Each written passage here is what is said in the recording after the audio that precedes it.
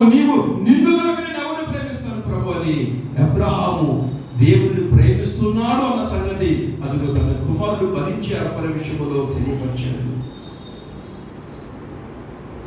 మన సమయం దేవునికి ఎక్కువ ఇస్తే, దేవుని సన్నిధిలో పరిచర్య చేస్తే, ప్రభు సన్నిధిలో నడిపించబడతా ఉంటే తప్పకుండా నీవు దేవుని ప్రేమిస్తున్నావని గుర్తు. అందుకని బైబిల్లో రాయబడింది, ఎవరైనాను క్రీస్తు యేసుని శాశ్వతమైన ప్రేమతో ప్రేమించకపోతే అతను నష్టపోతాడు.